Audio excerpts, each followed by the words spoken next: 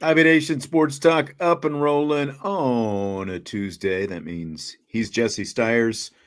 I'm Sean Stiers. Glad to have you here, Jesse. The bar has been set high right away. What Joe, did you what did you guarantee? I did. I don't think I promised anything yesterday. I think I asked before. I don't think I said anything Mm, yesterday. People know it's Tuesday. You know, it's people just know. People know. we had the bye week last week, so I was on bye. You were on. Well, that's what I'm saying. It's been a couple of weeks since you had a whiteboard. So, I mean, Brent was in here last night ready to call you out for Cowboys and everything else. We'll just push that to the end, get that out of your mind, purge it. I know I want to purge it. I'm just glad I didn't have to watch it the other night. But Joe expecting whiteboard. Andre came in with college football playoff talk right away. We're going to save that for rapid fire. We will have plenty of that. Vince and I made our college football playoff predictions for what we think is going to happen tonight. I think, and I forgot to look today to confirm this. Vince said the rankings don't come out until 8:30 tonight. Are they doing? Do you know if they're doing it at halftime of the Kansas Michigan State game? Is that why they're waiting until 8:30? That's what I know that they usually. They've done it in the past. Yes. Like when they have a basketball game on, they'll do it at halftime of the basketball game. And the Kansas, actually, it'll probably be at the end of the Kansas Michigan State game because it actually starts at 6:30. So even better for me. I'll finish the show, I'll go watch basketball, and we'll just lead in right into college football playoff rankings later tonight. So we're golden, Pony Boy. Andre's big on Pearl Jam. I'm happy. I got my Pearl Jam shirt on tonight. I was rocking to Pearl Jam when Jesse came into the back room tonight. I'm sure he had no idea who I was listening to. He just knew that there was music there. That is correct. I just did confirm 8:30. Okay. Well, I knew it was 8:30. I just didn't like the timing, like why 8:30. That's why, because they got Kansas Michigan State as a great lead in for that. I heard Kansas is going to lose this time. They flirted with North Carolina. Crazy game set. Was it Saturday? Or was it when was that? Man, everything Friday. merged together. It would have been Friday because Saturday I was at a football game, obviously. Yeah. Almost blew a 20-point lead against North Carolina before they finally held on and won that thing. So I was very excited about that. We'll see. It seems like they always play Michigan State anymore, but in these preseason events. The guys, I just have to get this off my chest real quick. There's this guy that's been shown up to work on our house, and he shows up around 5 o'clock every night, and that's just about when it's getting dark these days. Uh-huh. And he goes till about 10 p.m. And this is like the fourth day in a row of this guy being here. So if you hear the animals barking in the background, they're very angry. So what is he doing? Like, why is he fixing stuff on like downspouts, roof drains? Oh, so he's all kinds of working out stuff. there. So the Yes. dogs are going. So last week we had the cat meowing because you were starving him, and now the dogs are going to go crazy. Yes, of because they're work. going to hear him rumbling around in the driveway. Okay. All right. Disclaimer. All right. All right. Well, thanks for that. Thanks for the upfront notice. Before we go any further, I do want to tell you about MyBookie, the one sports book that's got your back with no fluff, no second guessing. It's all just straight up action and you in total control. Because at MyBookie, it's never been about guessing. It's about giving you the edge so that every bet that you place comes with confidence and a plan. If you know football and you love to win, what are you waiting for? MyBookie was made just for you. And if you're new, step it up. Use our promo code IRISH. It'll double your bankroll with a 100% deposit bonus right from the jump. So that's more money, more power to make winning plays. Bet anything, anytime, from anywhere with MyBookie, the sports book that gives you control and rewards for every moment. Did you have a winning bet over this weekend? Did you place any bets this weekend? I did, and I lost them both. Fortunately, they were both small bets. I made a couple of parlays. You know what my biggest flaw was? I actually had confidence in that guy in Baton Rouge. Really? Yeah. Yep. Again, it was a small bet, so it's not like I had a lot of confidence, but I parlayed it with something else. And did you know that he had never lost a home night game? Oh, I heard by the in time Baton Rouge and before that. by the time game day went through it, and by the time ESPN went through it, I was well aware of his home record under the Yeah. lights with It's LSU. part of why I had the confidence, and that included a win over Nick Saban at home 2 years ago. So You got caught in the classic dilemma of, say you're playing roulette and it's red like 10 times in a row. Everyone's like, oh, it's got to be black, right? Well, or sorry, it's got to be red. Well, it's still a 50-50 shot at the end of the day. Yep. I had a nice reason why I brought this up. I used my bookie for the first time, and my first bet was Georgia Tech money line, and they did not let me down against Clemson this weekend. So I had a pretty solid weekend coming off that Georgia Tech win. Salty makes a great point. Big game, pretty much a playoff elimination game, as we said in rapid fire last week, but BK lived right up to his track record, lost another big game. So is what it is at this point. Don't call me daughter, Hyperion returns. Don't call me daughter. All right. Oh, there's Henry. Do you see him? Jesse gets that reference just as much as Vince would have gotten that reference. So, there he is. There's Henry in the corner. Now he's gone again.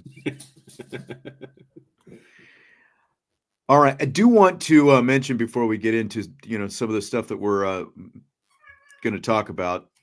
Condolences, obviously, to the family of Gerry Faust, the former Notre Dame head football coach, passed away at the age of 89. Just unheard of, even at the time when he was hired in 1981. Hired straight from Cincinnati's Moeller High School, where he was dominant at Moeller High School. 174 wins, 17 losses in 18 seasons there. He won state championships in 5 of his last 6 seasons, going 70-1 at that time.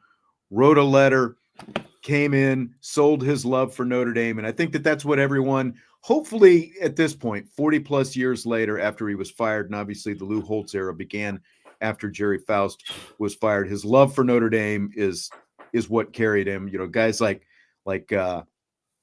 Harry Oliver, Tony Hunter, Bob Crable, among the players who developed under Gerry Faust. So thoughts to his family. Gerry Faust, he's a guy, I got here to Notre Dame. It's been 24 years since I got here, and he would always still show up in the press box. You'd always see him at Notre Dame home games at Notre Dame Stadium up there because he loved Notre Dame so much. That never died for Gerry Faust. Just a great guy. What? Throwing your backdrops in there. I was messing around for a second. So let's start with a little Marcus Freeman. We're going to talk about Jeremiyah Love and Jadarian Price here in a minute. Got a few comments from Marcus Freeman on today's show. I wanted to start with this one on the confidence that he has in his team right now. There's a lot of confidence. I think there's a lot of confidence. I'm confident. This team is confident. But I also know that, with success can creep in complacency, and that's what keeps me up at night is that, where's the fine line, from being confident and complacency being able to creep in. That's the thing that I sit behind my desk and think about all the time is about, okay, where can we find ways to get better? I want them to enjoy success. I don't want Notre Dame, our football program, to be a place that's miserable after you have a great win like we did. But there's also a part of me that, I want to be greedy. This isn't good enough. This isn't the standard. We got to attack and we got to fix it. Great job. You guys played well on Saturday. I'm proud of you guys. Great job. But here's what we got to focus on and improve. And so confidence is good. We have a lot of confidence, but we also know there's a lot of room for improvement. I mean, you listen to him, and I don't know if necessarily they're their biggest enemy, but at the same time, it's like they definitely, I think Vince and I talked about this in the Countdown show, it's Notre Dame against itself, it feels like, the rest of the way, doesn't it? Oh, 100%. They are the more talented. They're going to outmatch every opponent that's remaining on their schedule. It's just a matter of can they stay out of their own way in terms of turnovers, penalties, stuff that you can ultimately kind of control at the end of the day. So I love that Marcus Marcus Freeman started answering that question by saying confidence like 50 times in a row, it felt like, or confident 50 times in a row. I feel like it's one of those things where he's kind of like speaking it into existence, the confidence, the confidence, the confidence. And I guarantee you after that NIU loss, and like he said, that's something that keeps him up all the time, because if you have another one of those, I mean, there are going to be a lot of people very upset with you, right? Fan base. Absolutely. So I understand where he's coming from, and it's probably, one of the harder aspects as a head coach is beating a team, a bad team, how you're supposed to beat a bad team, no matter what level you're at, college, NFL, Pee Wee, high school, travel. I mean, that was the biggest challenge that I faced during my travel baseball days is we would play really well in these tournaments against the really good teams, but we'd always shoot ourselves in the foot by losing to a really bad team early in round robin play. And then we'd have, we'd have to go against some of those better teams early on in single elimination, and we'd win a couple or we'd lose a close game. And you'd be like, guys, why are we doing this to ourselves by putting ourselves in this spot? And it's like, it's one of the hardest things to do, I feel like, as a head coach. But I've seen progress, since the NIU game. And really, I haven't felt that letdown, I guess, as of yet. Kind of felt like they were shaking off a little rust maybe in the first half, against Florida State Saturday night. But when you're coming off bye week, break, I mean, you're coming off a bye week. That's what I mean. It's like, there's maybe, especially when you've got 2 bye weeks that close together like that, like the first one, you probably need that rest a little bit more after you've played 5-6 games or whatever it was at that point. It's like you need that rest.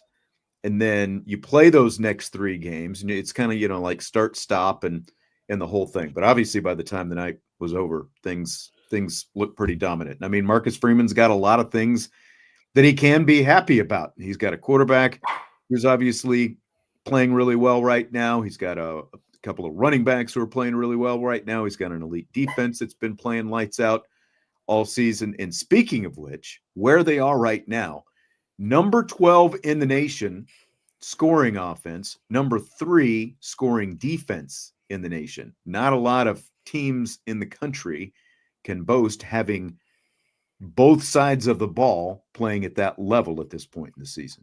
I didn't know that.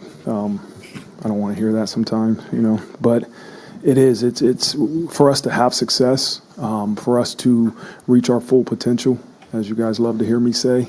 It's going to take being balanced. It's going to take being balanced on each side of the ball. All right. Well, on offense, we got to be balanced in terms of run game and pass game defensively. We got to continue to improve stopping the run. We got to be great in our pass game, and special teams has to add into it too. But great teams are balanced. Great teams. It's hard for me to believe that there's a team that's number 1 in the country in offense, but terrible on defense, and they're going to win a national championship, right? It's hard for me to believe you're great on defense, but you're off on offense. Like, you need to be balanced and have complementary football to truly have success.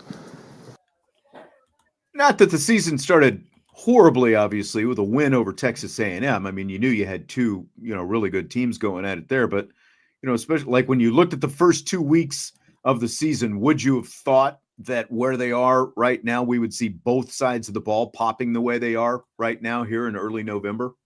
I would say I would have confidence in the defense, but I can't parlay that with my confidence with the offense.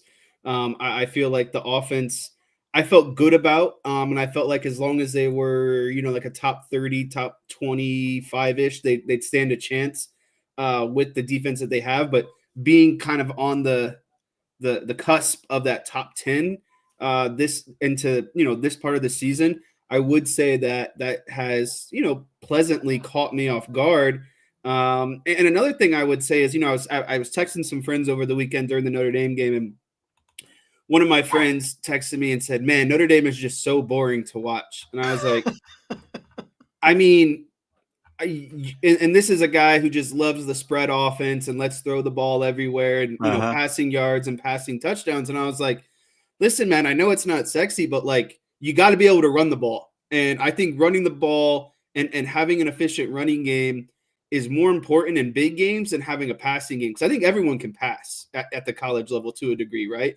I think what separates you is, can you actually have a dynamic running game that you can rely on to control time of possession. And even if you're not scoring, you're moving the ball, you're wearing down a defense, and you're flipping, field position while at the end of the day. And, as much as it pains me to say, I also alluded to, you got to look at what did Michigan do to win their championship last year? They had a really good defense.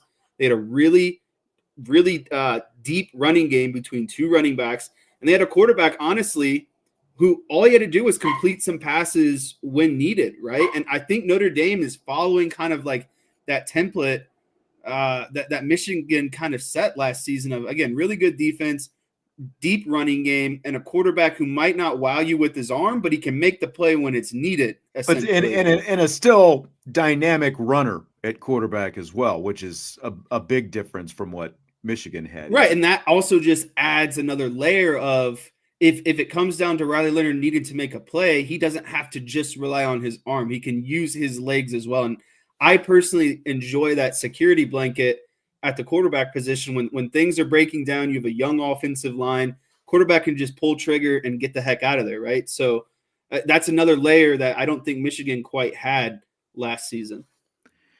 Man, we've got this whole Pearl Jam Nirvana thing raging in the chat going on there right now.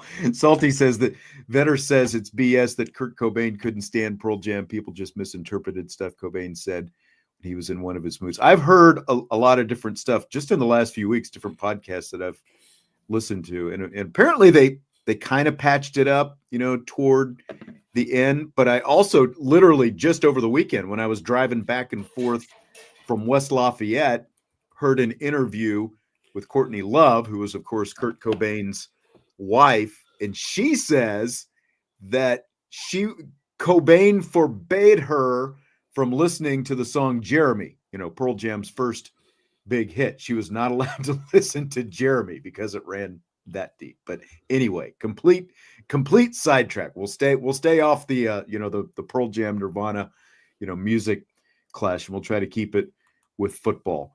Brent, though, says that he is in Pacific Grove, California, there in the Monterey Bay, waiting for an Uber. You know what to do. Go find a little Campaños. And Brent, by the way, yes, Army is the number one scoring defense in the nation. A little over 10 points a game they're allowing right now. So, you want to talk some running backs, Jesse? That's what we're here for. I mean, it's my favorite part about the Notre Dame offense. They are number 12 in the nation right now, averaging over 214 rushing yards per game. Jeremiyah Love's averaging 5.9 per carry. Jadarian Price averaging 7.3 per carry. I think, like where we are right now, Love with 583 rushing yards, even early in the season, splitting the carries with Jadarian Price, like Love almost 6 yards per carry. That's pretty healthy. It's good stuff. But I think we still kind of thought, okay, so he's pushing 600 right now. Well, I think he's still a little probably behind the pace most of us envisioned for him this season, wouldn't you say? Yeah, I mean, he's right now around 600 yards. I thought pure rushing yards, he come close to 1,000, but it's not a number that I thought he would necessarily eclipse. And I think another thing you have to factor into this whole equation is Riley Leonard. He's still a guy that runs the ball a good amount, has a lot, has a good contribution towards the team, total rushing yards and all that stuff. So Leonard's actually leading the team in rushing right now with over 600 yards. Right. So if you remove Riley Leonard, which is a huge, variable from the equation, then those numbers would obviously be, a little bit more inflated. So it just has to do with, are you efficient with your carries? And when you have guys who are going for 6 yards a carry and 7.3 yards a carry, that's the number you ultimately want to look at. Maybe not total yards. How effective are they being? Are they utilizing their carries? And then also, are they getting in the end zone? And between both these guys, they have like 14 touchdowns in 9 games. Like that's good utilization, in my opinion. Right. And again, like when you combine them, even though we're talking more about the running backs, like when you combine that with the fact that Leonard has 13 rushing touchdowns, and then the two-headed, dynamic duo of Love and Price, like you said, have combined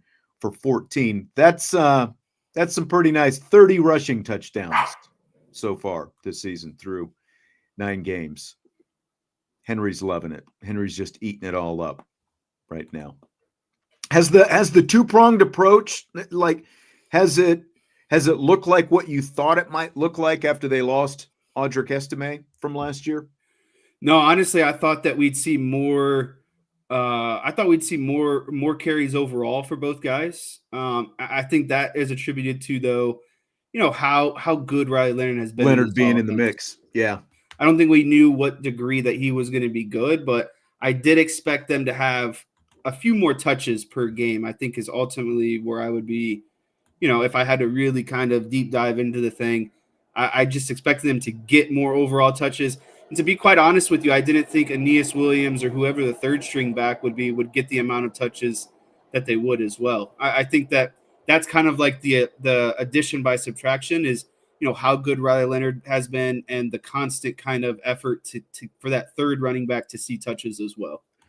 Yeah, and I mean, when you look at Jeremiyah Love, like you talk touches, he's still like he's got 17 receptions this year, so it's right around just a little bit less than 2 per game, and he's got 98 carries, so he's a little over 10.5 per game. And Jadarian Price, in terms of his carries per game, is like right around 6. I did think that Love would be more, like leaning more toward the kind of carry. No, granted, they're completely different running backs, so I'm not, like comparing that. But I thought that he might be leaned on, a bit more like they leaned on Audric Estime last year, quite honestly. But, again, like you can't argue with the production that they've gotten out of this whole thing, with Love only getting around 10.5 carries per game. I still think, there are times when it could easily be closer to, like 12 to 15,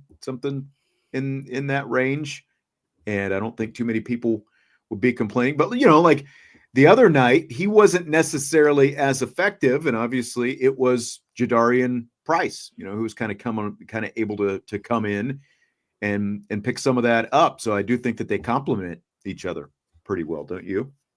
Yeah, I do. And kind of going back to what you're talking, like Audric Estime was the workhorse on offense for Notre Dame last year. And I didn't think that we'd see that quite of, production out of a single runner.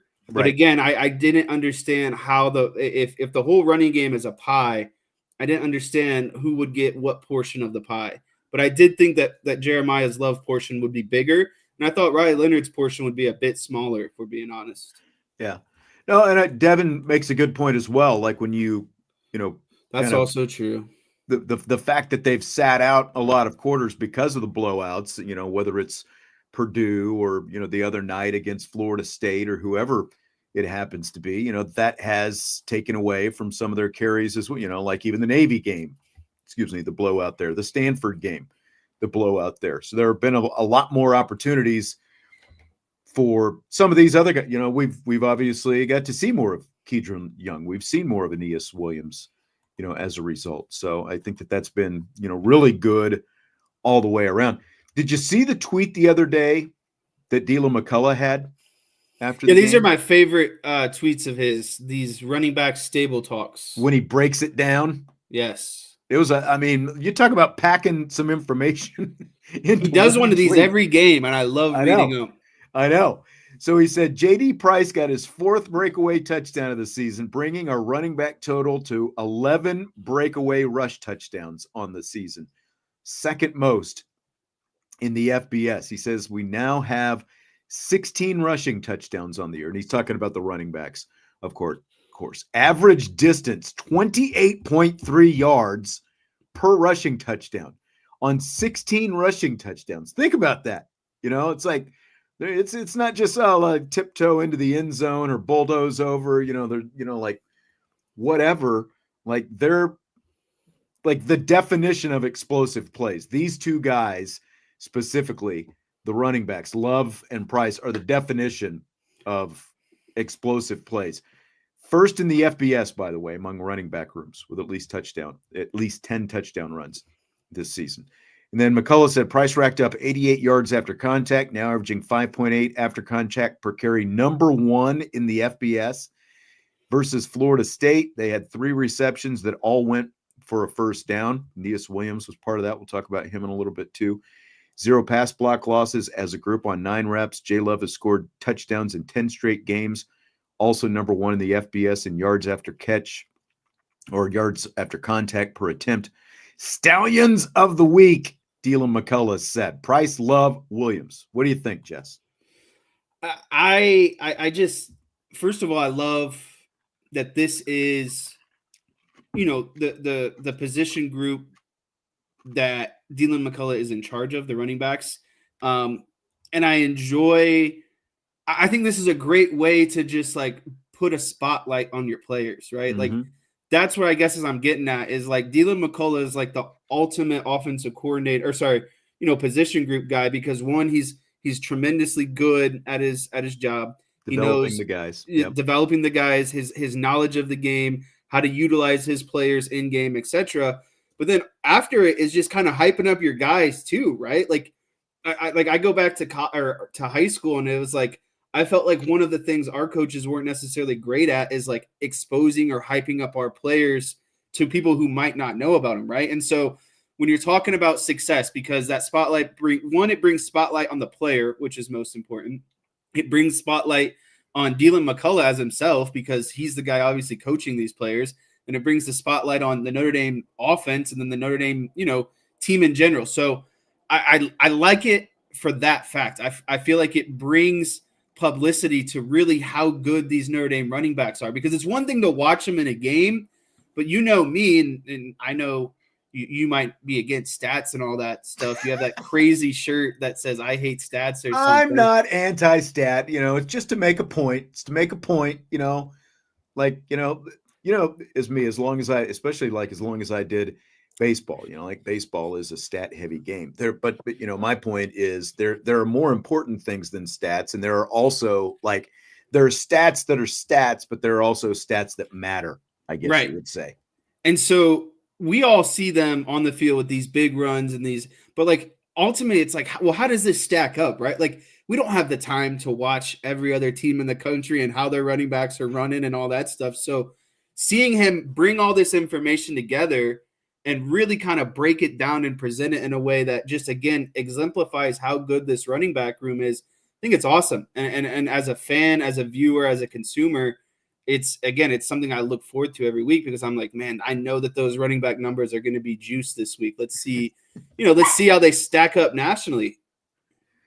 I don't hate analytics, Ryan. I don't hate analytics. Again, analytics can give you some of the more important things. Now, can people lean too heavily on them sometimes?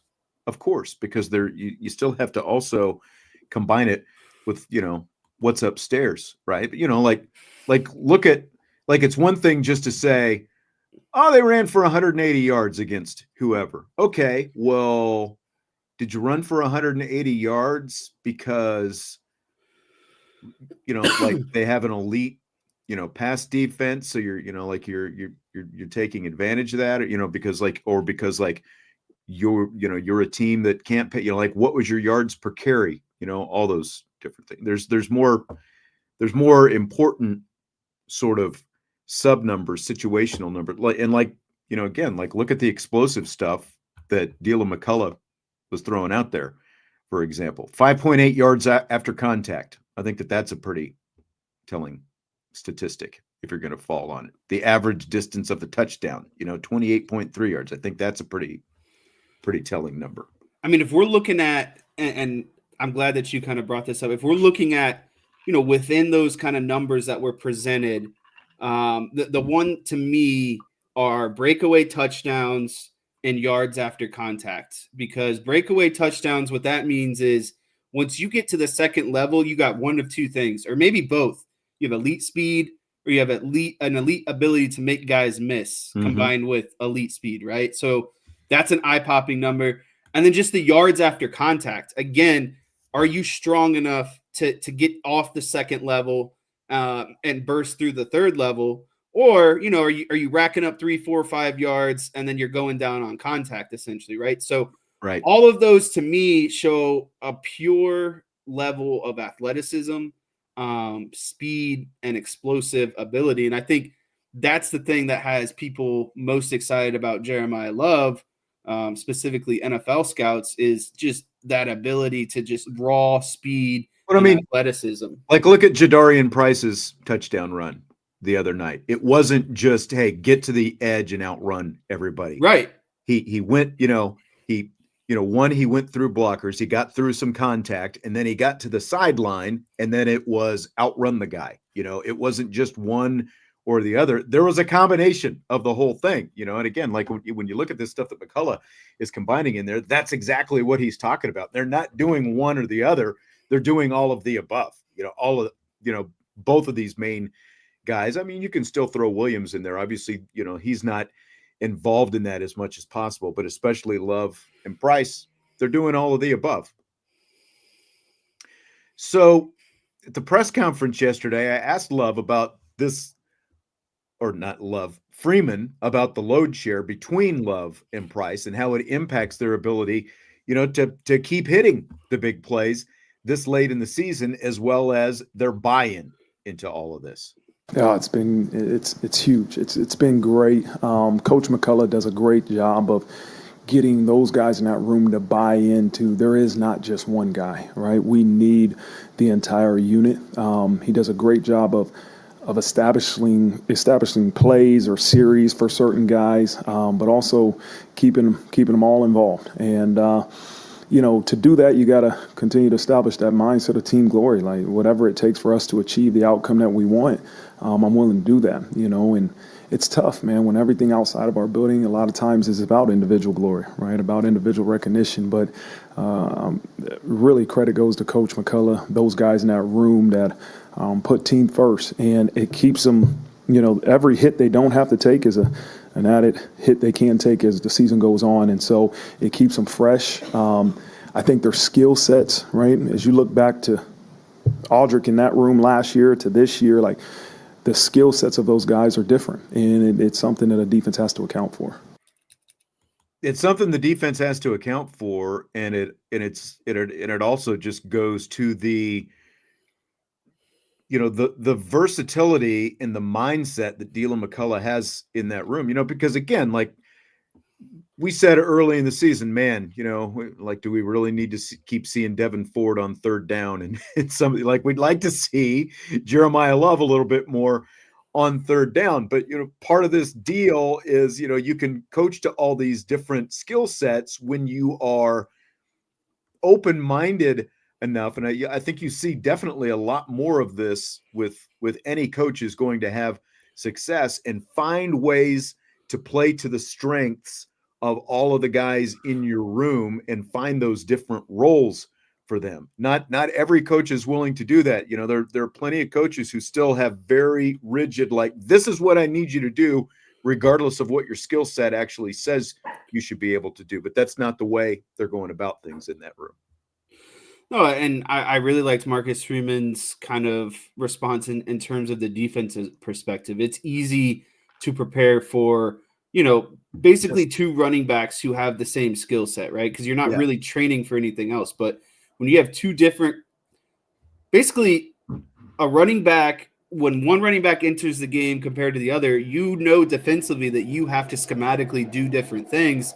And I think that just adds more pressure, to the defense overall. So I really that's not the angle that I thought I would hear. And then, kind of echoing some of that stuff that you were just talking about, it's like, well, it's really smart to keep these guys fresh because the fresher they are, the more explosive they are, and that sort of stuff. And that's why we continue to see more of these, breakaway runs. But it's identifying, okay, well, Jeremiyah Love is really good at this, and Jadarian Price is really good at this. And so, and instead of, establishing a true 1 and 2 and creating drama within the room, why don't we just think of all of these running backs as one running back, right? Like, what do we need in this situation? Do we need someone to hit the perimeter and try to stretch out the defense? Do we need someone to hit, in between the tackles and try to pick up a hard, 3 or 4 yards? Again, I think that's the really cool part about what they've got going is it's a three-headed monster, but all of them together is like the ideal running back, right? It's the complete kind of perfect running back. So, seeing them in different aspects of the game is really cool because, again, you know that they're strategically out there. They're not just out there for a reason. They're out there for a specific, what are they trying to accomplish schematically, essentially? And I think it's interesting, like this combination that they've got with Love and Price, like it's not quite the level of like Nick Chubb and Sony Michel a few years back when they were at Georgia. Like they both had over 1,000 yards, in their big season together at Georgia. I mean, it's obviously not that level when you look, at the numbers that they have. It might look a little different if you didn't have a quarterback like Riley Leonard, who, as Mike Denbrock has talked about, and as we already talked about, Leonard's got over 600 rushing yards himself, so he's obviously going to take up some of those carries. But when you look at where they are, I think that there's just so much importance to it because you've got two highly dynamic running backs like this in Love and Price, and you haven't put that much wear on the tread to this point in the season. And now you've got 3 games left in November, and hopefully you've got a long playoff push coming in December and January as well. To this point in the season, Love has only played 271 total snaps. Price has played 155 total snaps, even though it still feels like to me it's more than 155, but that's what he's got right now. Right? So like when you look at a guy like Emil Wagner, the right tackle, he's played over 500 snaps, so like you can kind of see where they're splitting that up. Riley Leonard has 510 snaps, and like even Bo Collins, 395, but again, like you look at Love and Price with their snap count, which is at 426 between the two of them. Ashton Jeanty, the guy from Boise State, who's leading the nation in rushing right now. Do you want to take any guess as to how many snaps he's played this season? Probably close to 600.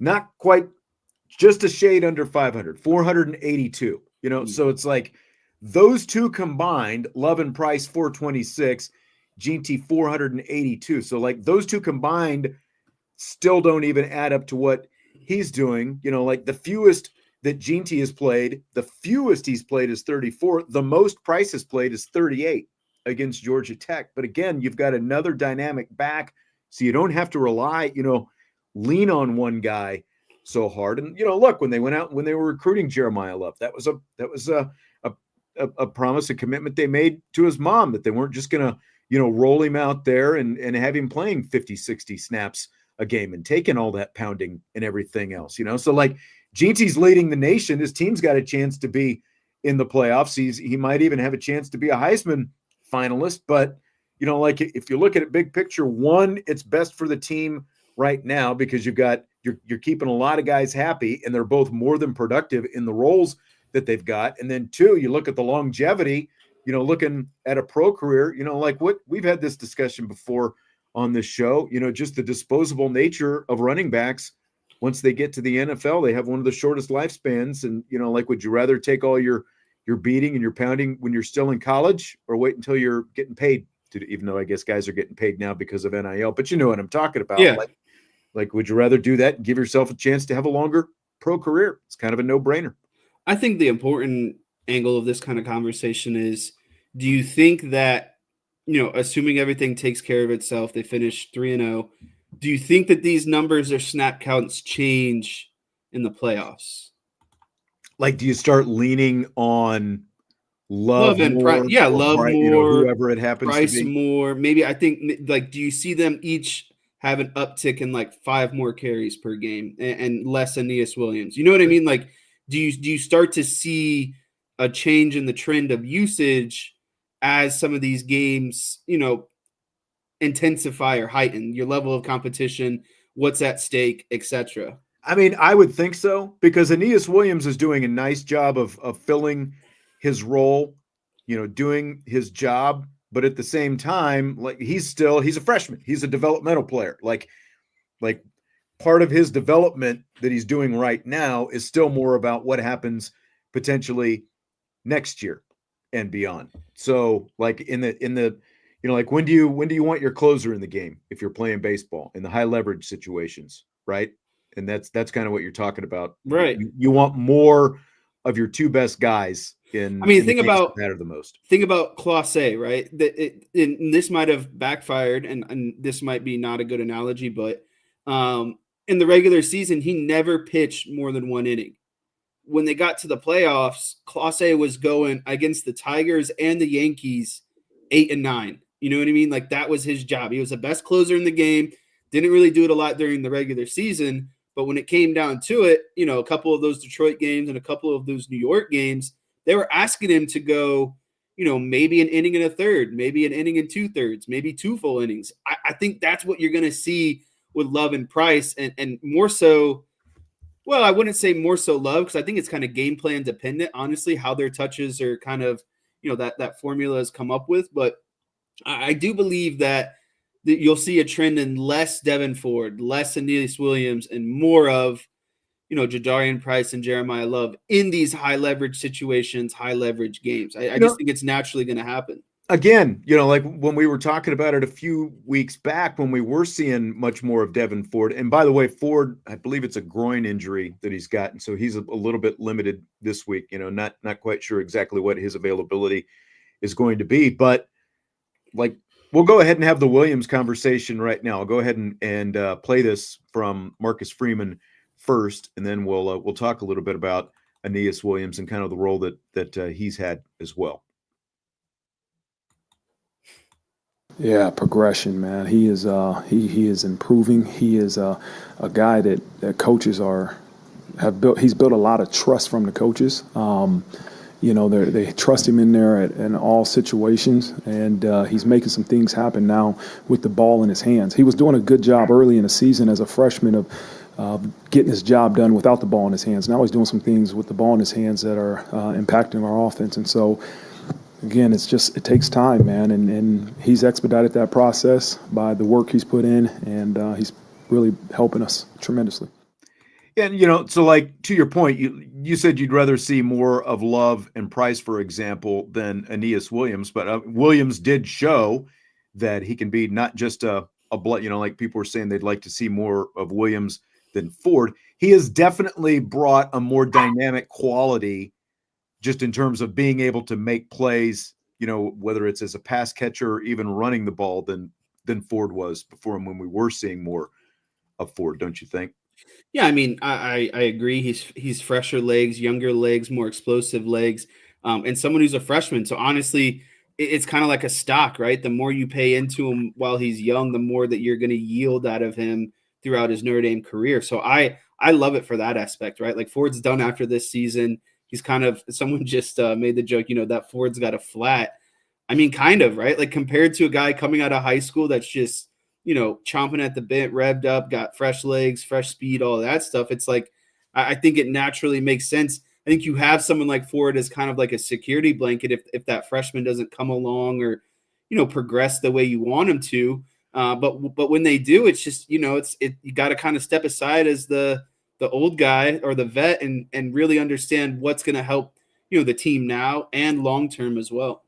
Important to remember they'll get Jabron Payne back next year as well. Yeah, he's been out all year, so Ford will be gone. You'll get Payne back, and like another. Obviously, he had that kind of short yardage goal line. Was that guy last year? So, you know, probably some redefining of the roles once again. It's gonna be interesting. Brent, he asked if Jadarian Price will enter the draft.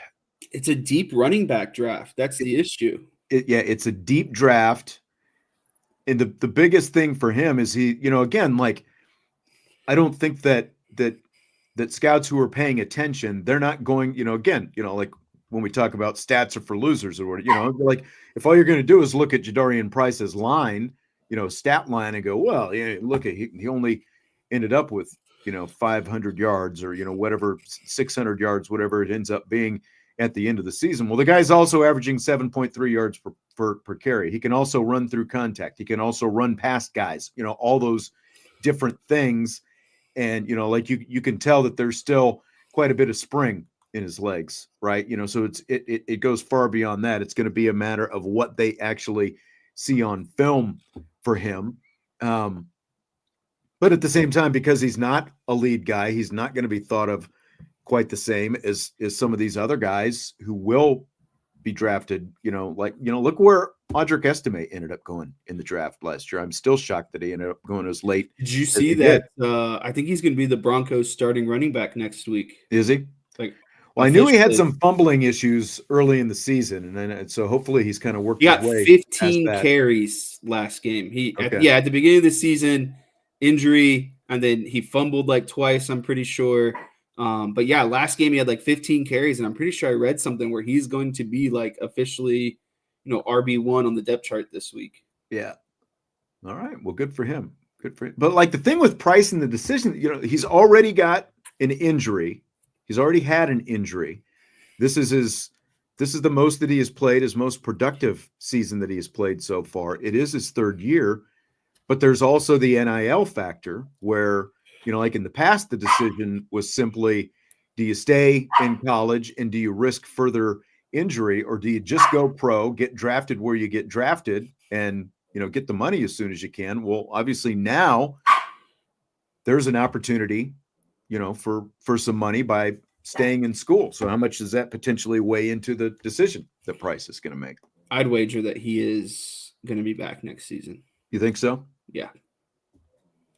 I mean, I think it would be great for Notre Dame if he is to have both of these guys back once again next year. Is that guy still working outside right now? Is that what's going on? Just sitting by the window barking. Henry the ruffian guarding the house. Yes. All right, Jess. Do you have any whiteboard, by the way? Like I almost forgot about the whiteboard. Do you have something that you want to show us? Yeah, let me pull this up. You get everything queued up, and I guess just kind of let me know when we're good. Good to go. Do it. There's a full screen option. There it is. Actually, I'll go ahead and do this. So first of all, I'm going to go through this play, and then anyone in the chat who can tell me where it came from this weekend. I don't have anything cool to offer you, but you get bonus points. So the reason why I like this play, and this is the only whiteboard I have for today, but you can run kind of three concepts off of it. So I think it's kind of three whiteboards and one. How this play, I'll go through how this play was originally run this weekend. And then I'll go into, making it kind of like Notre Dame specific or why I think this play could fit into what Notre Dame does. So this is, I'll just say middle of the field. I didn't really set it up where it was and, what side of the hash and all that stuff. But middle of the field, it's a 20 personnel, meaning 2 running backs and no tight ends. You have 1 running back split out to the right. You have 2 wide receivers split out to the left. So it's a 2-by-1 formation. And then you have your quarterback and shotgun. And then you have one running back split out or split off to the left. He's slightly in front of the quarterback. You have another running back split off to the right, and he is slightly behind the quarterback. And this is important. So hold it. Isn't that 30 personnel then? If you've got 3 running backs? 2 running backs. 2 running backs. Okay. I thought you said one was split out and you had 2 running backs in the backfield. No, sorry. I must have misspoke. 20 personnel, 3 wide receivers, 2 running backs, no tight ends. Gotcha. So what's going to happen on this play is pre-snap, this running back is going to basically motion out to the left. And why that's significant is because I have 2 circles here, one on the motion guy and one on the corresponding linebacker. That linebacker follows him directly. So immediately what we know is you got man-to-man coverage. And then also what you know is as a quarterback, if you're looking at the box right now, you have 5 players. You got 5 players in the box, right?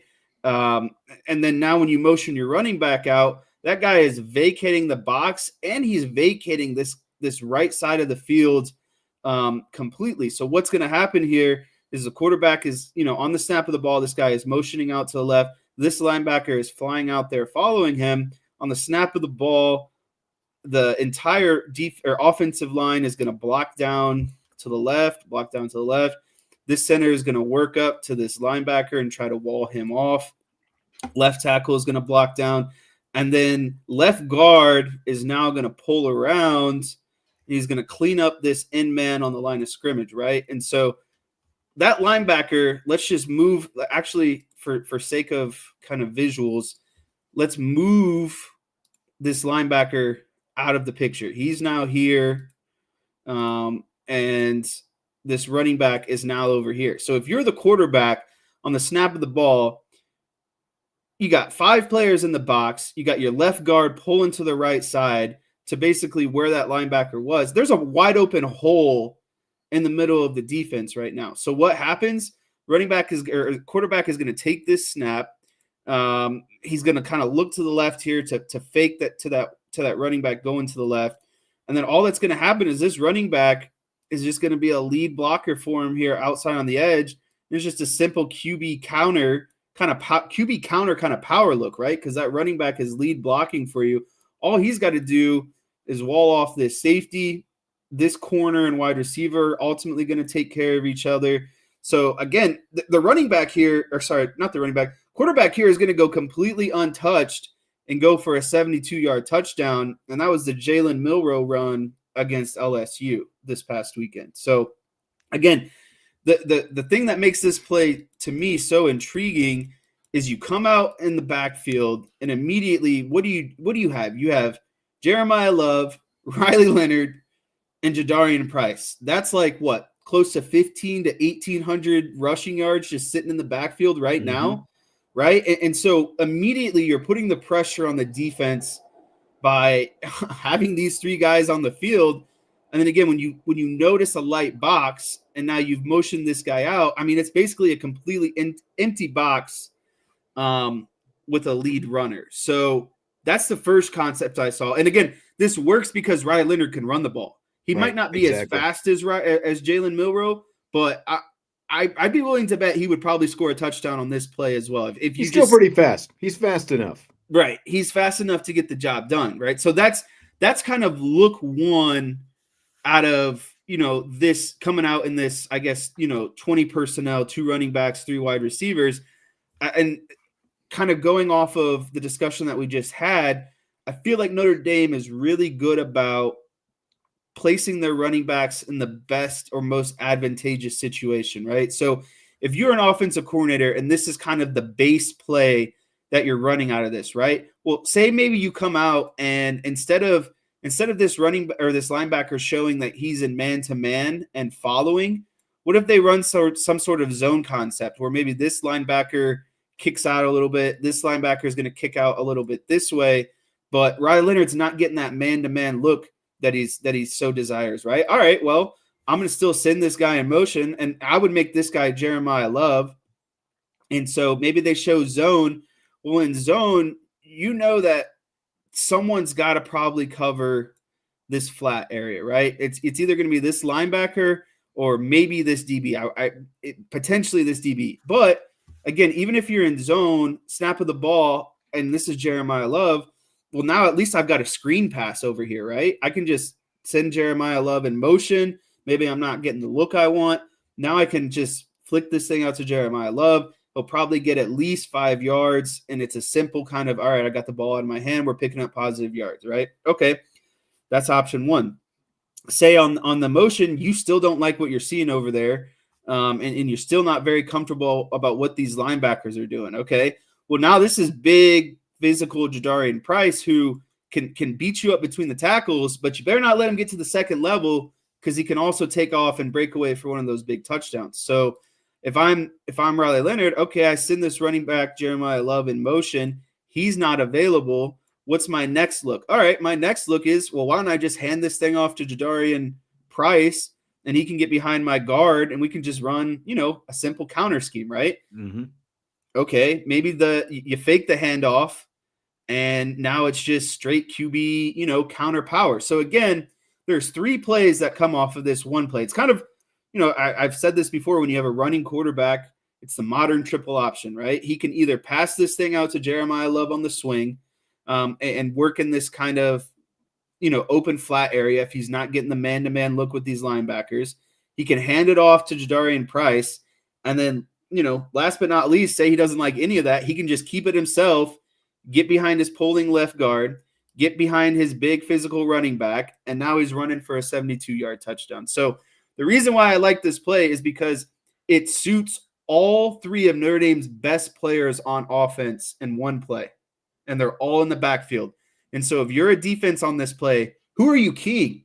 Who are you looking at? I don't know. The guy that's got, 10 touchdowns and close to 600 rushing yards, or the quarterback who's got like 12 touchdowns and 700 rushing yards, or the guy who's got the most breakaway touchdowns on the team. You know what I mean? So it's like, it's pick your poison at that point. And so that's why I would love Notre Dame to get into more two-back personnel. Maybe they will, maybe that's something they're saving for, this later stretch of the season. But again, finding a way to get your three best players on the field and then giving them all an option in one play, I think is pretty cool. I love it. Love it. Everyone's been begging for more, either 21 or, what a 20 personnel, whatever it happens to be. Everyone's been wanting to see more two backs, and we see little flashes of it. And it's just tantalizing. It just tantalizes us is all it does. But you're absolutely right. When you've got those three guys, I mean, that's obviously the strength of your team. And not to mention the fact that just by having those three guys on the field can also open up things in the passing game. Something's got to be open. When all three guys are on the field, one look has to be open at the end of the day, right? And so exactly.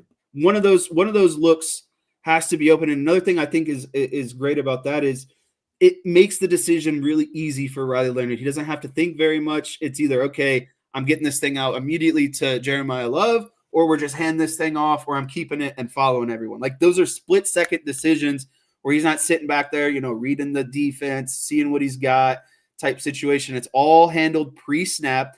And again, if your offensive coordinator doesn't run motion, it's like setting yourself back, essentially. You are doing yourself a disservice, especially at the college level, by not incorporating some sort of motion just about every play. And like last year, you remember when we did that? I think I did a whole breakdown of how much Jared Parker was motioning versus not motioning, and they got absolutely throttled in that Louisville game and did like no motion, did nothing to help themselves. And then also the next week, you see a spike in motion that goes up like 60%. It's like, oh, I wonder why. Like, that stuff really helps. And even though it might seem simple, pre-snap, it helps your quarterback out so much.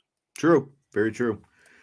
All right, great stuff on the whiteboard as always, Jess. I think that you whetted the appetite. You made a lot of people happy with your whiteboard. Once again, it's, they had to go some time. They were jonesing for some whiteboard. But let me ask you this: are you ready for rapid fire? Let's do it. So here we go. Fill in the blank. It's blank that Notre Dame is one of 10 national semifinalists for the Joe Moore Offensive Line of the Year award.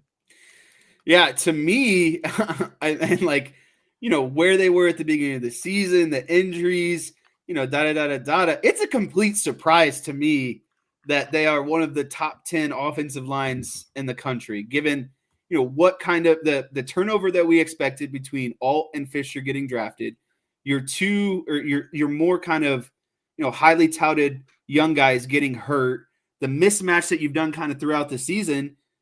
And lo and behold, they're still a top 10 offensive line at the end of the day. To me, that's a complete surprise, but it's a pleasant surprise. Like that's like opening up a gift on Christmas Day that you didn't know you wanted, but when you open it, you're like, yeah, I wanted that. That's super cool. You know what I mean? Yeah. And the key to remembering all of this, remember back at the start of the season when they had 6 combined starts on the offensive line, who were starting in game 1 when they went to Texas A&M.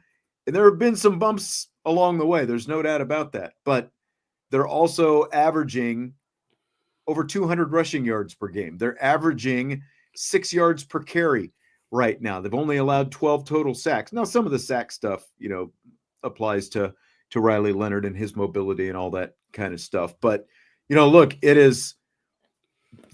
there have been a lot of moving parts, because again, like, think about the 6 career starts and then think about the injuries that the offensive line incurred. And there has been an upward, growth curve for this team.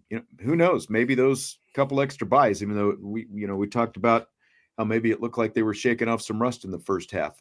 I don't think Anthony Knapp had a holding call in that game. Did he? Because somebody asked on We In, We Out last week if Anthony Knapp was going to have a holding call. There's no holding call. So I mean, it is. It's a testament to, Brent is saying fraudulent.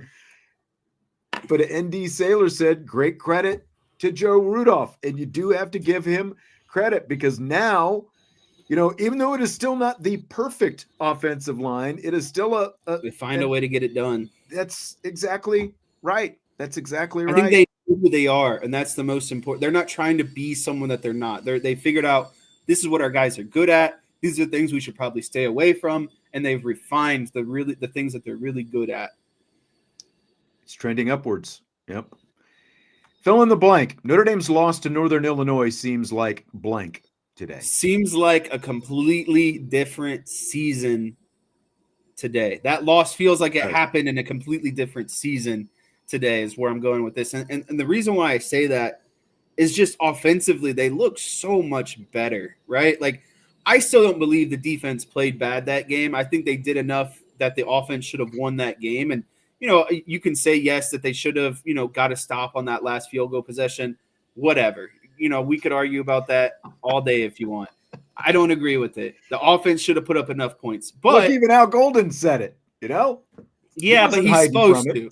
He's supposed to. You're not going to get up there as a D coordinator and say, it was the offense's fault. We did everything perfect, right? Like, it's just not what's going to happen at the end of the day. So what I'm getting at, though, is they just feel like more confident as an offensive unit and just more, synchronized. And I think that's the thing that they kind of, harped on coming out of that loss is, yes, while the loss sucks and, it's obviously not ideal, what this does is allows us to kind of figure out, all right, Riley Leonard, what are you good at? Not throwing the ball at the 50-yard line when you're on a possession trying to win the game, obviously, right? Like, and so it just feels night and day difference of how this offense is functioning and operating the way they did against NIU compared to where they are now. And I think that's naturally, because of a lot of things, right? Leonard is more healthy. He's more comfortable. Mike Denbrock is more healthy. He's more comfortable. There's more cohesion on the entire offense, everyone kind of knowing their role, et cetera, et cetera. But that game just feels like seasons ago, right? It doesn't even feel like we're watching the same team at this point anymore.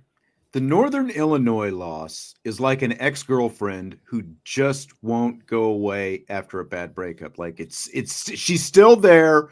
It's like you're broken up, you're moving on, and then one night you're laying in bed at midnight, and it's like, hey, you up? And it's like, oh, it's back again. She's back again, because like what it means, where it's leading to, and you think, well, okay, I'm past all this, right? But then there she is again. It's like, you shouldn't, it's been a month, and like homecoming's coming up, right? So, like, what could it hurt? So then your friends are like, dude, what the hell are you doing? Like, don't you remember all this? And you're like, yeah, but the good times, and it's like all the good stuff. And then they're like, no, you can't remember the good times. You have to remember the bad times. Remember the darkness. Don't forget the darkness. And then you're like, yeah, you're right. I'll remember the darkness, and then, you're like, by the way, wingman, don't let me near her when I'm drinking, because, that's just bad news. Right. So like the darkness, NIU is the darkness. And like Marcus Freeman has said, they have to keep the darkness close. They have to remember the darkness because, like you said, even though it feels like it was a season ago, it's still there. It's still hovering out there. And sometimes you need your friends to remind you about that darkness, right? Like when that college football playoff show comes out tonight, I guarantee you somebody's going to bring, when they bring up Notre Dame, somebody's going to bring up Northern Illinois. It's the first thing they're going to say. That's exactly right. That's exactly right. So, like everyone remembers the darkness. They're going to keep reminding you about that ex-girlfriend that you should have ditched a long time ago, and that you just need to give the stiff arm to. So that's what it is to me. I like that. That may or may not be based on a true story. So from Stuart Mandel of The Athletic, this is blank. Brian Kelly left Notre Dame 3 years ago, largely because he felt being at LSU gave him a better chance at winning a national championship. But first, he's got to make a playoff, something his former school has a better shot at this season, end quote. I always love when I get to use this word because I feel like it makes me so smart and so like hip and just all of the above. It's poetic justice. is what it is at the end of the day for Brian Kelly. And, him stating, largely the reason he had to leave LSU is because they give him a better shot at winning the national championship. And now the place that he left has a better shot at winning the national championship. And they're doing it in a fashion, kind of rubbing it in Brian Kelly's face, because what also did he say is he can't recruit at the same level. He hit his ceiling in the recruitment. And ever since Marcus Freeman has got here, what have we seen? A total enhancement in recruits in the style of player, the explosiveness, the ability to come in and play early, like all of it's like Marcus Freeman put everything that Brian Kelly said on a billboard and said, yep, I'm going to make sure I do that thing, that thing, that thing, and that thing. Right. So like, I love it. I think it's poetic justice. And I know it's easy to, get down on Brian Kelly and kind of rub it in his face because he makes it easy, but it's like, it's not an easy gig to be coaching at LSU, but at the end of the day, that's what he chose to do. And everything, all the consequences are on him at the end of the day. Yeah. And when you go down there, I think it's hilarious because it's not just Notre Dame fans and Notre Dame media people, it's everyone now who've been paying attention. National people, are paying attention too. And when you go down there and, you're bitching about, you don't have the chef, and all this, like, all these different things that you think that you need, that's going to put it over the top. And then, okay, now you've got the chef when you go down there. Well, has the chef helped you beat any ranked teams? I don't think that it has, because Marcus Freeman is 10-4 against ranked teams since Brian Kelly left. Kelly's 4-8 against ranked teams since he's been down there at LSU. And, is he recruiting appreciably any better when he was down there? He's in a better, overall talent, hotbed type. The landscape down there is, but it hasn't moved the needle for him. No, it hasn't moved the needle for him. So I think it's hilarious. And again, it's not just us, who are poking Brian Kelly. It's being noticed from all over the country as well. Well, and I think the thing that's kind of most important to touch on in this kind of discussion is Brian Kelly talks about all the time of, all the things he didn't have chefs, didn't have the pool to recruit in, didn't have maybe the facilities, yada, yada, yada.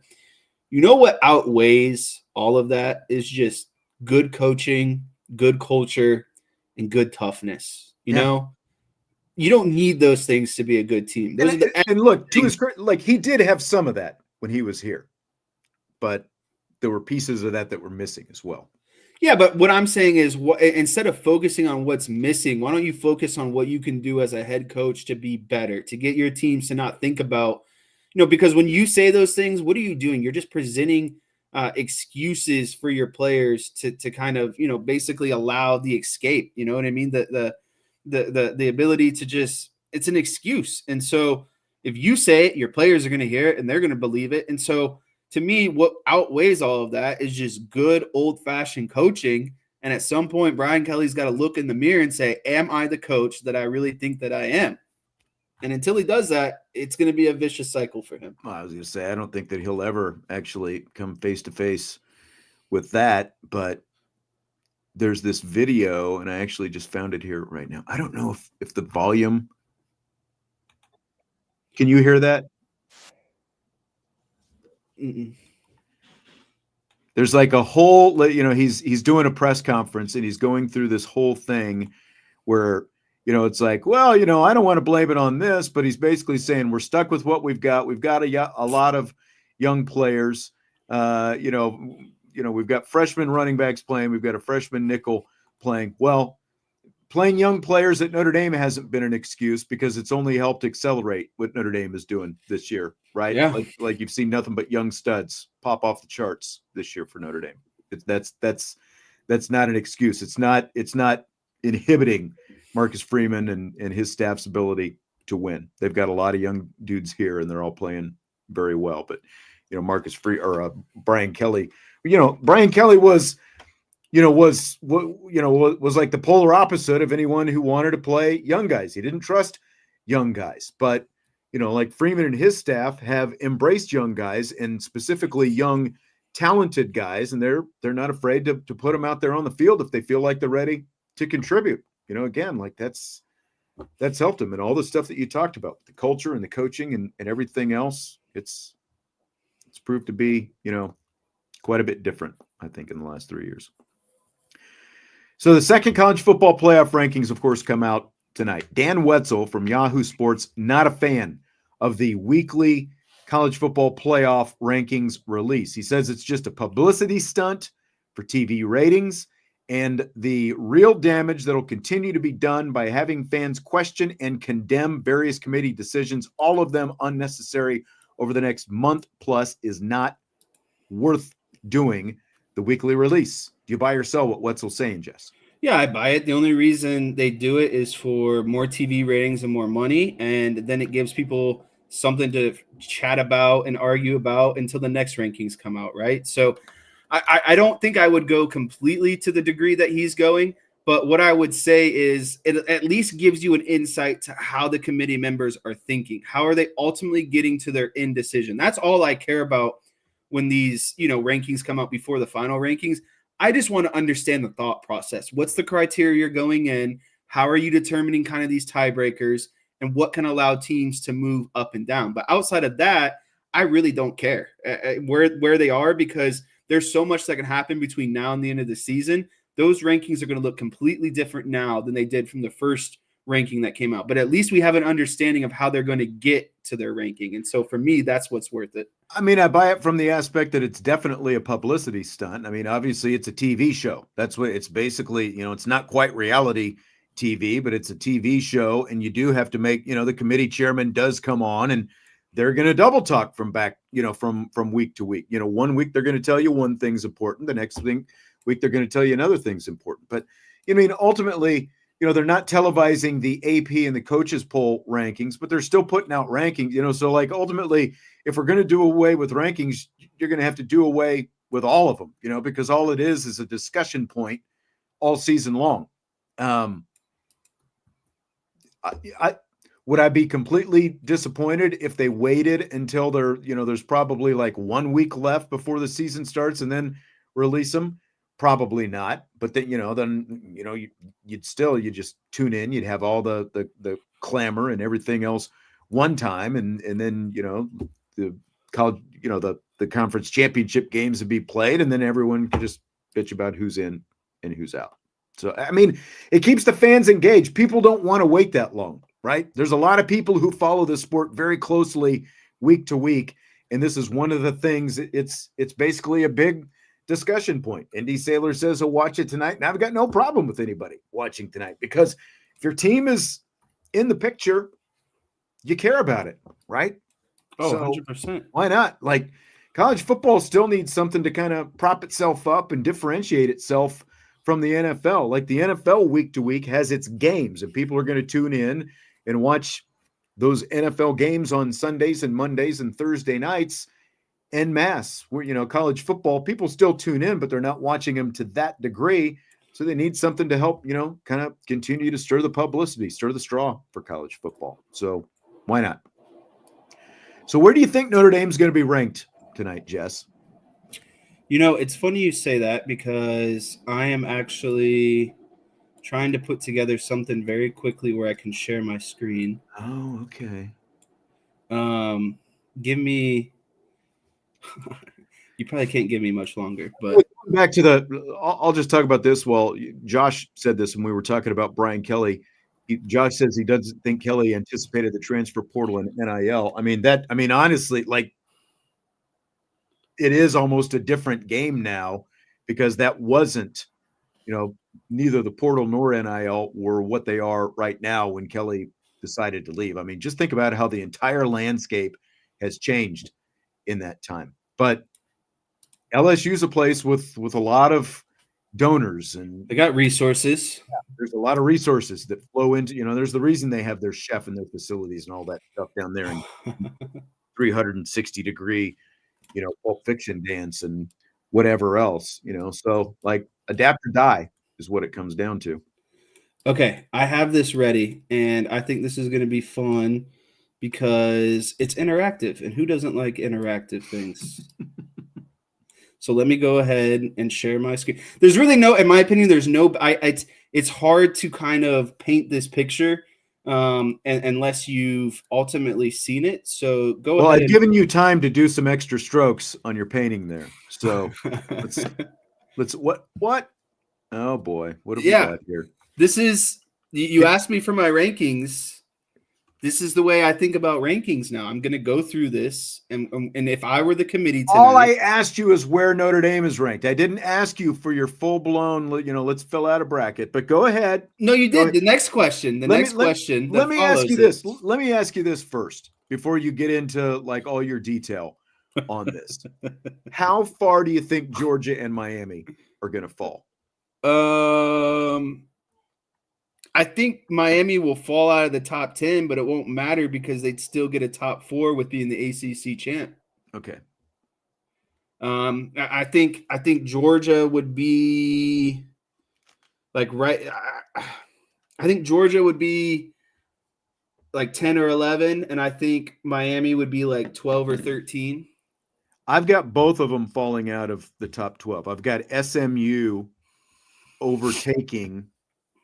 I've got SMU overtaking Miami in terms of ACC because they've both got one loss, and I think in terms, I think that their actual wins are kind of who they're over, kind of a wash, and SMU's loss is to a better team than who Miami lost to. Okay, so Jesse's filling it out right now. He's got Oregon number 1. He's got Texas. You can just abbreviate. He's got Texas number 2.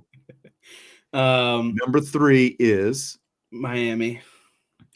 So that means that you think that Miami, not that they're going to be ranked that high. No. You think that they're going to be the highest ranked ACC team and they will take the number 3 spot when the seeding is, like as they plot them into the bracket. Yeah, but that has an effect because even though you're, you're Miami and you could be like the 12th best team, you win the ACC and it doesn't matter. You still get treated like a top 3 team. So has repercussions. So my top 4, if the season ended today and I was on the, the committee doing the show tonight, I'd have Oregon 1, Texas 2, Miami 3, BYU number 4.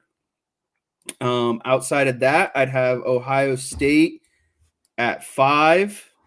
And they would be playing Boise, the group of 5 champ, at 12. Okay. So Ohio State 5, Boise 12. And then we can get in now to where I think Notre Dame would be. And you got them at number 8. That's where I have 8. Them. And then after that is really where it's going to get kind of interesting, in my opinion. And so if I were the committee, I would have IU at 6. I would have Penn State. No, I would not have Penn State at 7. I would have Tennessee at 7. Tennessee at 7. Okay. Notre Dame at 8. And then at 9, I would go Penn State. Okay. So that was the 7-10 game last week, and you'd have them at the 8-9 game this week. That is correct. Okay. And then after that, I'm trying to it's basically just the remainder of the SEC schools who would fill in after that. And so see, I've got Penn State higher.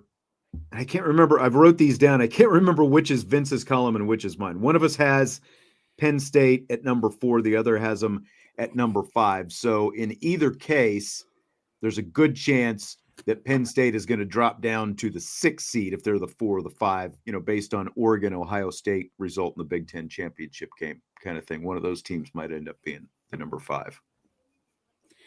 And then after that, it would be Bama at 10 and Georgia at 11. So this is what my final playoff picture. If the season ended today, this is what it would look like. I'm not buying Penn State. And I think that obviously is what affects my rankings the most, because if you move them up, then that kind of changes who Notre Dame kind of ends up with. But, I was talking about this a couple of days ago, and I think I was with you. I am largely in belief that Notre Dame will play a one-loss Big Ten or SEC school. Or sorry, one-loss Big Ten school or two-loss SEC team. Yeah. That's correct. Well, I So mean, Notre Dame, the playoff is going to be filled with at least 7 teams from those 2 conferences combined. Yeah, and so like So there's a good chance. Yeah. At the end of the day, like that does that narrow it down a super ton? No, but I think Notre Dame's most likely matchups are 1-loss Penn State, 1-loss IU, 2-loss Alabama, or like 2-loss Ole Miss. At the end of the day, I think that's where kind of the range that they're going to be in. I don't think that there's going to be much fluctuation between this top 4 unless Miami and BYU really do something wonky. But again, I where that puts Notre Dame for me today is 8. And then this is kind of, that again, you got like Tennessee, Bama, Georgia, Ole Miss would be on the edge. Like it's just going to be a bunch of 2-loss SEC schools. Yeah. And I mean, Anthony is saying that Penn State has 0 wins over ranked team benefiting from losing to Ohio State. I mean, I think with the exception of the SEC and Notre Dame, I mean, that's kind of, look at any of these teams, it's all the same thing. Like, who is Miami actually beaten? Who is SMU actually beaten? It's more that they lost to BYU. BYU has a win over Kansas State, ranked at the time, not doing that great right now. Again, like obviously, who is IU beaten? Nobody. Who is Ohio State actually beaten? Like that's what it is because of the reconfiguration of all these conferences. The SEC, at least, these good teams have actually played each other, and they haven't suffered, like with the exception of Tennessee losing to Arkansas, none of them have suffered what you would consider, like confounding losses for the most part, because even Vanderbilt looks better now than it did a month ago, for Alabama. So it's going to be really curious. I've got, I would put both Georgia and Miami outside the top 12 with Ole Miss and SMU moving in, okay. Because SMU and Ole Miss were both knocking on the door. And obviously, like Georgia shouldn't get any benefit of the doubt at this point, even though they have a nice win over Texas, they still have 2 losses right now, so I think that you still have to move them farther back. But, I think Anthony said that Heather Dinich was saying that the SEC is going to put in a 3-loss team. I don't think she necessarily said they will put in one. I think that she said she wouldn't be, don't rule out a 3-loss SEC team, because again, in the SEC, at least these ranked teams are playing against each other. And that's not necessarily the case for the most part in the Big Ten. Definitely not the case in the Big 12. Definitely not the case in the ACC, because they just don't have enough ranked teams out there to play against. All right. So we shall see. Rankings come out later tonight. Speaking of which, fill in the blank. It's blank that with 3 weeks to go in the regular season, the SEC has 8 teams alive and 28 SEC championship game possibilities at play.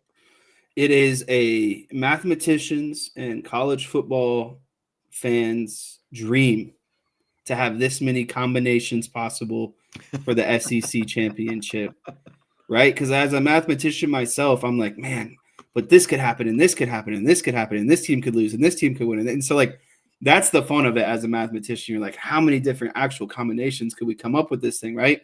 And then as a fan, if you're a fan of an SEC school, you're like, we got a shot. You know what I mean? Like, this thing isn't over. We could get a top four seed. We could get a bye. Like, a lot of fans are clutching on to that hope right now. And then if you aren't a fan of the SEC, or your team isn't a part of the SEC, it's fun too, because you're like, this is absolute chaos. Like, this is 28 different ways that this season could go with a potential different outcome. And the more you see SEC teams lose, I think that's the joy that the college football fans would get, seeing more and more SEC teams lose. So that's kind of how I feel about all these different combinations. Brent, yes, Jesse is a math major, math and engineering. So yes, that's why his mathematical brain comes alive hearing this kind of stuff. And look, this is the system that we have now, again, like when you look at the expanded conferences and the fact that they got rid of the divisions, all these conferences got rid of the divisions. So you don't even have, like a concentration of a few of these teams in one division, a few in the other. And, like you already have them not everybody is going to play against each other. And so the fact that you have like one long, everybody in one conference and no divisions, that's part of this as well. That's part of why you have all these teams alive, because you're taking the top 2 teams in the conference at the end of the season and plucking them into the conference championship game. That's what they wanted. And, like going back to the 3-loss thing, that's kind of what Heather Dinich, the scenario that I've heard her talking about, is more likely than not, the number 2 team in the SEC championship game is going to go in with 2 losses. And so if they lose that game, do they still have a chance to make it to the playoff? And she's saying she wouldn't rule them out in that scenario. So there's a lot of anarchy coming down the stretch here with just 3 games left. Chaptive, can't one of the other conference champs knock Miami out of the bye if there are 4 higher ranked conference champs? I still don't think that a group of 5, Boise State, would knock off a 1-loss Miami. Would they be ranked higher than Miami? And again, like part of that will be answered to, talk about hanging your hat on a good win, good loss. That's basically what Boise State is hanging its hat on, is the fact that they lost to Oregon and they've won all the rest of their games. And probably a little bit of program reputation as well. But yes, in theory, group of 5 team, if they're ranked higher than Miami and win their conference championship game, Boise State as the example, they could knock Miami out of that spot. Andre was asking earlier, will Georgia and Miami be behind Notre Dame in tonight's poll? He said, if I said I believe they should, but they won't put Notre Dame ahead of those 2 schools. I think Notre Dame's going to be ahead of both of them. Don't you? I can't remember what your ranking is. Oh, Miami and Georgia? At this point. Yeah. Oh, yeah. That's 2 loss. I mean, here's the thing with Miami. Notre Dame, worst loss. But Notre Dame dominated the team that Miami lost that just to. beat Miami more recently. Yeah.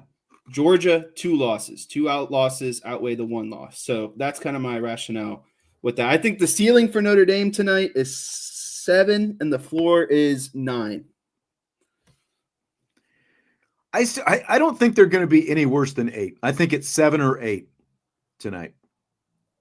I understand what you're saying, kind of leaving some wiggle room. Could they still end up at 9? Yeah. I feel pretty confident. But really, there's no difference in between 8 and 9 because they're just playing each other. Yeah, it's just a matter of who's getting the home game. I guess that part does matter. That's the only difference, is who's getting the home game. So actually very important to be 8 instead of 9. So out of Chicago today, the Bears got rid of offensive coordinator Shane Waldron. They failed to score a touchdown in a second straight game. Mark Silverman, who's known as Sylvie from the Sylvie and Waddle show on ESPN Radio in Chicago, tweeted this earlier today. After talking to a few people with knowledge of the situation, players went to Matt Eberflus and Ryan Poles, asking them to make a change at offensive coordinator. There have also been a few veteran players requesting that Tyson Bagent starts over Caleb Williams, of course. Could things be any worse right now for the Chicago Bears, Jess? No, and I say this, and I actually mean this. I think you are worse off to be the Bears than you are in the Cowboys right now. And unfortunately for you, that's all you watch in that house is Bears football and Cowboys football. It's like the worst of the worst. You know the part that drives me insane is look at the Chargers. 6-3. During an obvious rebuild, tear it down, bring in a new head coach, change of philosophy, 6-3. Why can't the Bears do that? Why can't the Cowboys do that? Like, that's not unattainable, right? And so back to the original question, it can't get worse for the Bears because the Bears failed to just clean house at the end of the season. You knew you had 2 top 10 draft picks. Just clear everyone out. Let the new head coaching regime pick who they want.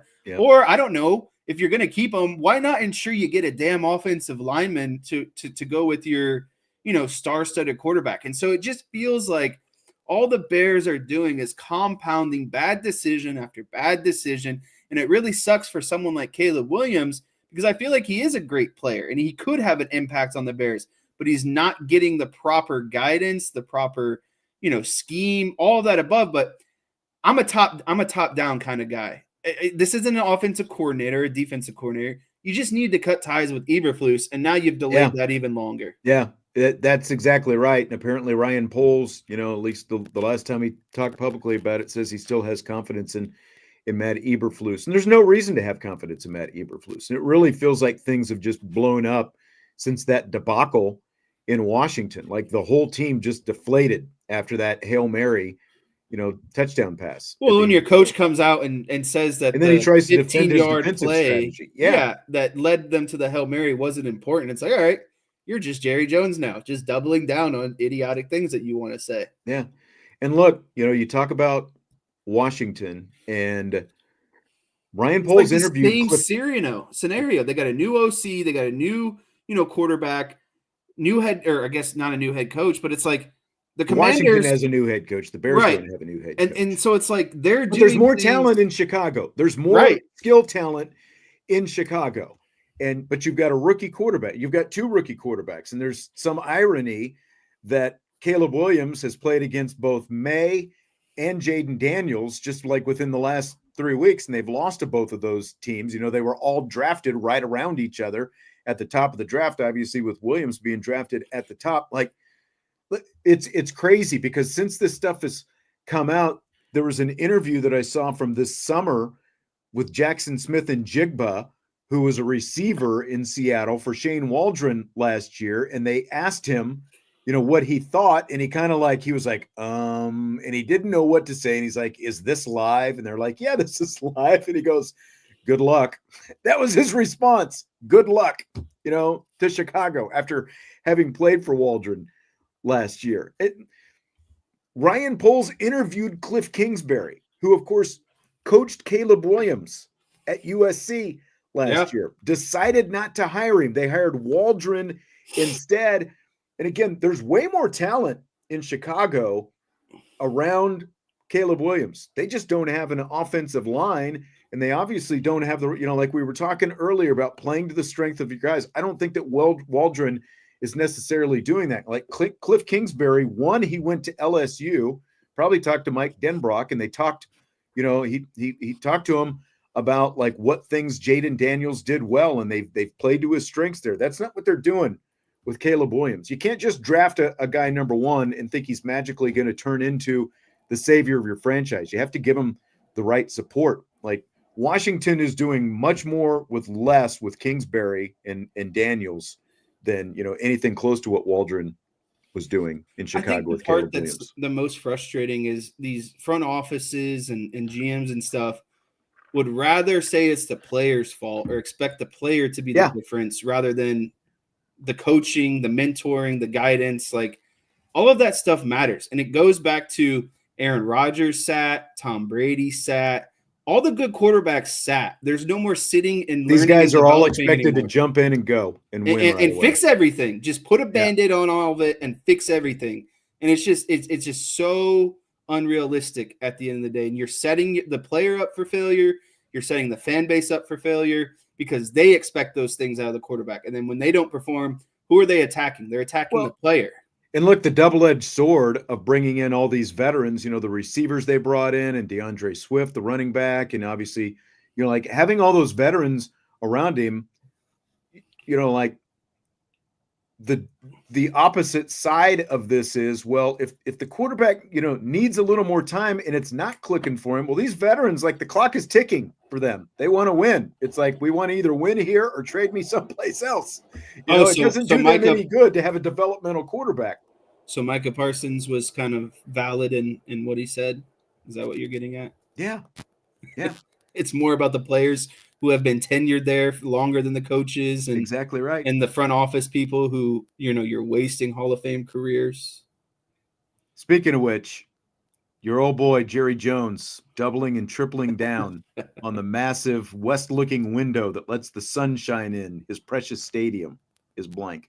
It's pure Jerry Jones stubbornness. And it's so funny because we were talking on the phone before the weekend. And this is an exact quote I told you. I said, why do we expect Jerry Jones to make changes in the roster when he can't even make a change of adding a simple curtain in his stadium because it affects his players? And then today, you know what he did? He went on and did that stupid interview that he does every Monday or Tuesday on the Fan and says, oh, well, it's an advantage. We know how to play through it. We should be able to utilize it. It's all right, Jerry. Well, how about why did CD Lamb drop a wide open touchdown? He's never made a mistake. Yeah, that's right. Dropped a wide open touchdown with the sun shining in his But it helps your players. Your players know how to play around it.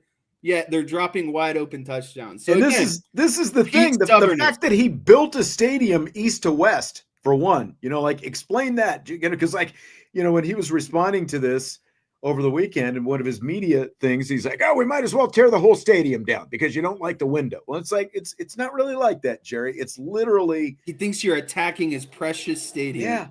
Yeah, because he made that decision. He will never admit to making a poor decision.